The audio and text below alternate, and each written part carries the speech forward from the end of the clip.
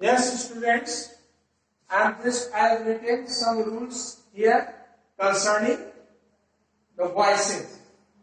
So, as a subject you see, and I have just provided here structure of active voice and passive voice.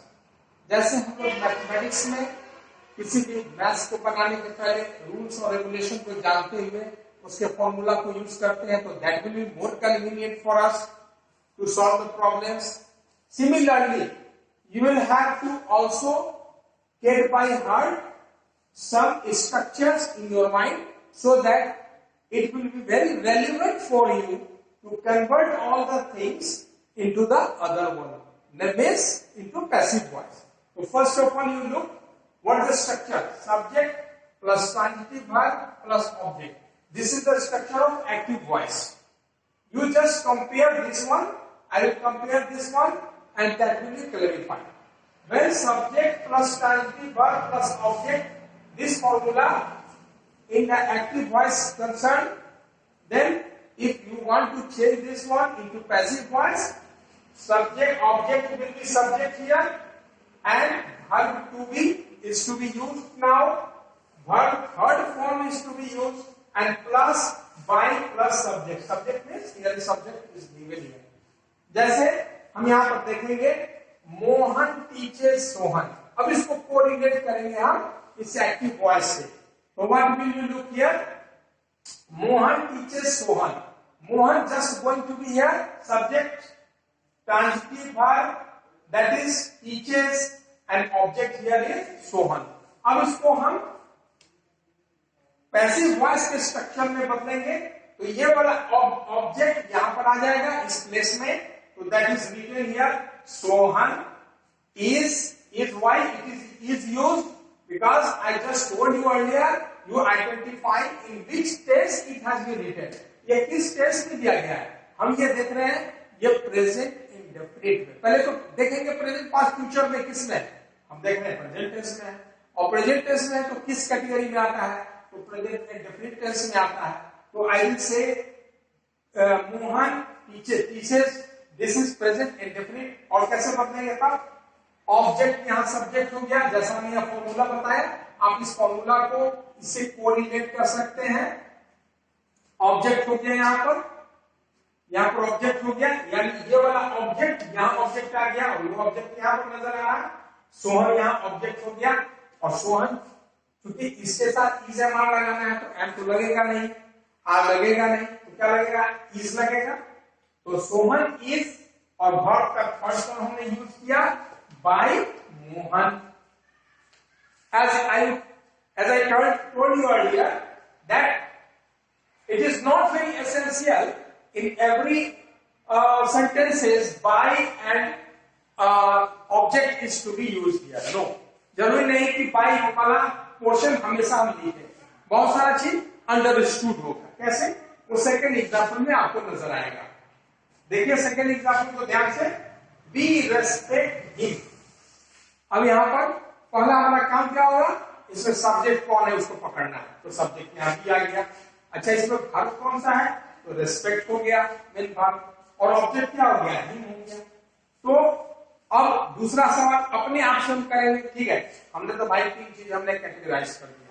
अब हम जरा ये देखते हैं कि ये जो है किस टेंस में है. तो देखेंगे रेस्पेक्ट है, ये तो ऑब्वियसली जाहिर है कि ये प्रेजेंट इंडेफिनिट को दिखा रहा है, और जब प्रेजेंट इंडेफिनिट या सिंपल प्रेजेंट को दिखाएगा तो इज एम आर यूज होगा ही.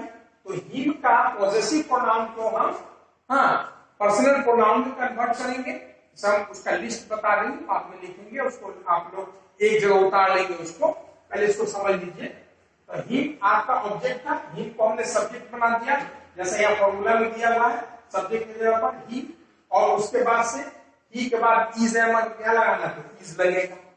ही के साथ आर तो लगेगा नहीं, ही के साथ एम लगेगा नहीं, तो ही इज. और रेस्पेक्ट को हम वर्ब के थर्ड फॉर्म में दे देंगे, यानी रेस्पेक्टेड. अब यहां पर जो बाय यहां लिख सकते थे बाय अस. तो बाय अस इंडेफिनिटली, अब हम लोग हैं तो हम लोग कोई भी हो सकते हैं. तो वहां पर बाई देने का जरूरत नहीं है, ये बाई अस आपका अंडरस्टूड होगा यानी छिपा हुआ होगा, उसको आप लिखने की जरूरत नहीं है। This don't need to be written here by us, okay, so this is not essential part to be written here, isn't it? Now come to this one, people will help me. You see this in which sentence, which tense is it is categorized? तो कहेंगे हम ये future tense में आ गया। अच्छा ठीक है, future tense में आ गया तो चलिए हम इसमें ये देखेंगे सब्जेक्ट कौन है, तो सब्जेक्ट देखेंगे पीपल है, और ऑब्जेक्ट कौन है, तो ऑब्जेक्ट हो गया मी, ठीक है। अच्छा विल क्या हो गया, विल हो गया, ये वर्ब टू बी हो गया, यानी ये ऑक्सिलरी वर्ब में आता है, और मेन वर्ब हमारा क्या है, तो हेल्प है। अब इसके फॉर्मूला पर हम इसको लिखेंगे, तो मी को हमने आई में कन्वर्ट कर दिया, आई के साथ हमने लगा दिया विल बी क्यों दे दिया, क्योंकि हम एक चार्ट देंगे आपको, जैसे आप विल को कैसे विल बी बदलेंगे, शैल बी बदलेंगे, वो सारी चीजें एक जगह आपको लिस्ट में हम दे देंगे, तब तक आपको समझ लें। तो आई विल बी, और उसके बाद क्या होगा, वर्ब का थर्ड फॉर्म आ जाएगा, हेल्प का हेल्प होता है, ये हो गया आपका यहाँ पर। अब आते हैं इस कैटेगरीज में, बी में आते हैं, बी में देखते हैं कौन सा फॉर्मूला है, subject plus verb to be plus infinitive. Infinitive किसको कहते हैं, हम आपको पहले बताए क्लास में, infinitive when any verb when to is followed by main verb that is called infinitive, means to plus verb. Infinitive का मतलब होता है टू प्लस वर्ब, किसी वर्ब में अगर टू लग जाए वो इंफिनिटिव आता है। इंफिनिटिव के कैटेगरी का जो सेंटेंस होगा उसको हम देख रहे हैं। इसका जो एक्टिव वॉइस में क्या दिया हुआ है, subject plus verb to be plus infinitive. अगर इस तरह का सेंटेंस आ जाए हमारे सामने, उसको कैसे पैसिव वॉइस में बदलेंगे उसको हम लोग देखेंगे, ठीक है।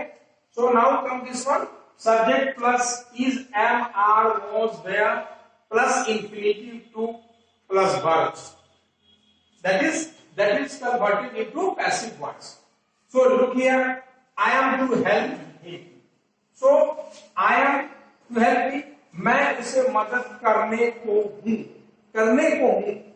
तो यहां पर am to help him, तो यहां पर क्या हो गया, अब इसको हम इससे करेंगे। देखिए आप यहां पर देखिए सब्जेक्ट आ गया, यहां पर आपका वर्ब टू भी हो गया, हाँ am to, ठीक है। उसके बाद आपका मेन वर्ब हो गया, और इंफिनिटी में क्या हो गया, हिम हो गया, सॉरी इंफिनिटी में ये तो हम वो दे दिए, I am to help him, ठीक है। तो इंफिनिटिव यहाँ पर टू हेल्प हो गया, ठीक है, ये टू हेल्प आपका इंफिनिटिव हो गया, ठीक है। और वर्ब टू बी में क्या आ गया, एम, अब सब्जेक्ट आपका ये आ गया, उसके बाद आपका ये ऑब्जेक्ट है हिम। अब यहां पर ऑब्जेक्ट को, यहां पर ऑब्जेक्ट दे दीजिए एक और ऐड करते हैं आप, ऑब्जेक्ट हो गया। अब इसको ऑब्जेक्ट को हम सब्जेक्ट बना दिए यहां पर, और फिर जैसा सब्जेक्ट होगा उस हिसाब से is am are was there का यूज करेंगे, उस पर इंफिनिटिव का यूज करेंगे। कैसे, आप यहां देखिए, I am to help him, ठीक है। अब इसको कन्वर्ट कैसे करेंगे, हिम को कन्वर्ट कर दिए ही में, ठीक है, ही के साथ इज ही लगता है, ही इज। अब चूंकि टू वाला है, इंफिनिटिव का है, तो क्या करेंगे, to be help, is to be help, ठीक है, टू बी हेल्प हमने बताया, टू बी करके, और इंफिनिटिव टू प्लस वर्ब का है, उसमें वर्ब का थर्ड फॉर्म में हम इसको कन्वर्ट कर दिए। अब टू बी हेल्प में हम ये देख रहे हैं, हिज टू बी हेल्प, तो बाई में हमने जो दिया अंडरलाइन किया, ये क्या है, आपको अंडरस्टूड है, इसको लिखने की जरूरत नहीं है, ये छिपा हुआ है, ये देने की जरूरत नहीं है। अगर नहीं देंगे, अगर गलती आप कहेंगे कि दे दिए सब, तो क्या होगा, अगर हमने गलती से दे दिया तो क्या होगा, तो नंबर नहीं कटेगा। लेकिन ये आधुनिक ग्रामर में, ये मॉडर्न ग्रामर में ये अच्छा नहीं लगेगा आपको, चाहे वो स्पोकन में हो या रिटेन में, ठीक है। तो ये अंडरस्टूड होगा बाई मी, आप लिखेंगे हिज टू बी हेल्प, और ऑब्वियसली है हेल्प करना है तो किसी के द्वारा यही जाएगा। और second sentence, I was to help him. अब यहां पर देखेंगे, देखिए आपको जब भी कन्वर्ट करना है पैसिव वॉइस में, आपको जो रूल्स, जनरल रूल्स हमने बताया उसको आप देखिएगा। कैसे? इसमें सब्जेक्ट कौन है? तो भाई आई हो गया, हाँ। इसमें वॉज हो गया, हाँ, वॉज हो गया था आपका वर्ब टू बी में, तो वॉज टू दे दिए। टू हेल्प करना, ये वर्ब टू बी हो गया, इंफिनिटिव जिसको बोलते हैं, या ऑब्जेक्ट हो गया। तो सबसे पहले आप इसको देखेंगे किस कैटेगरी में आता है, इंफिनिटिव वाला सेंटेंस है या टेंस वाला सेंटेंस है, ठीक है, उसको कैटेगराइज करेंगे। उसके बाद सब्जेक्ट देखेंगे, तो सब्जेक्ट क्या देखेंगे? आई सब्जेक्ट है। ऑब्जेक्ट इसमें क्या है? तो हिम है, तो ऑब्जेक्ट को जस्ट सब्जेक्ट में बदल देंगे। तो हिम का सब्जेक्ट यहां पर हो गया ही के रूप में पॉजेसिव प्रोनाउन, ठीक है, पर्सनल प्रोनाउन में आ गया, पॉजेसिव प्रोनाउन से पर्सनल प्रोनाउन में आ गया। उसके बाद ही वॉज ही के साथ लगेगा, वॉज लगेगा, he was to be help, to be लगाकर हम हेल्प के थर्ड फॉर्म में आ जाएंगे। अब थर्ड में आते हैं, we are to help him, इसमें भी वही होगा, हिम को हमने ऑब्जेक्ट माना तो यहाँ ही हो गया, ही के साथ इज लगेगा, फिर टू बी हेल्प्ड और बाय अस। ये हम बाय अस दे भी सकते हैं, नहीं भी इसको आप ब्रैकेट में डालिए, इज टू बी हेल्प करेंगे। अगर बाय अस नहीं भी देते हैं तो काम चलेगा। सो these are some examples I have provided, but we have to still continue this rules and regulations concerning the voice. So in next classes we shall proceed other rules and regulations, and we shall go through all the materials concerning the voices, because it is having a long process to absorb all the things. Because as I told you earlier, voices comes under the category so many things there: tenses, infinitives, imperative sentence, they are late. That all things will come in voices, and how will you convert them? That we will discuss the next classes. So till then, goodbye and best of luck. And I do hope that you will absorb all the things at your home level. You will get the maximum benefit online classes. Thanks, students. Okay.